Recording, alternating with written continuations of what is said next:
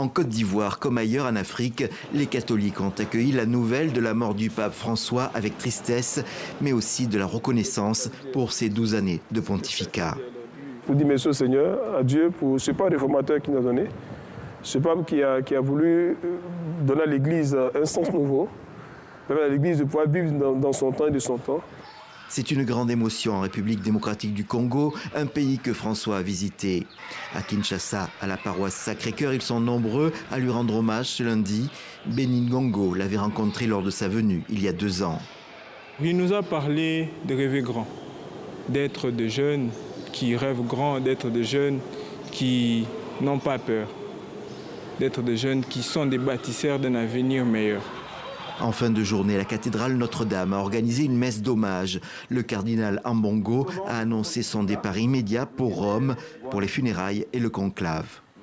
Je vous demande donc de nous accompagner de vos prières, particulièrement le Saint-Père. Dans sa situation actuelle, nous savons bien que de là où il est, c'est lui qui interviendra plus efficacement pour nous.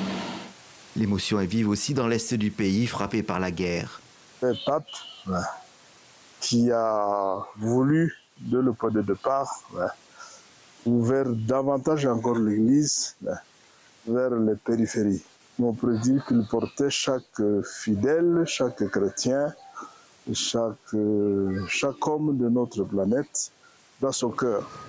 Un pape simple et généreux, tel se le rappelle le cardinal Zerbo, ancien archevêque de Bamako, lors de sa dernière rencontre au Vatican. Ce que j'ai retenu, c'est qu'on a l'impression que le vieux, il sentait la fin. Il sentait la fin. On avait préparé des discours, des interventions, tout ça. Il dit non, non, non, non, non, non, non. Moi je connais tout ça, c'est le Mali. Vous souffrez beaucoup, vous avez beaucoup de difficultés. Tenez bon, tenez bon. Le monde, dans le monde, il y a des périodes de souffrance et des périodes de joie. Vous traversez cela. Dites aux Maliens qu'il n'est pas pris pour eux. Dans son message pascal ce dimanche, le pape François avait appelé à la paix pour les populations africaines victimes de violences et de conflits, en particulier en République démocratique du Congo, au Soudan et au Soudan du Sud.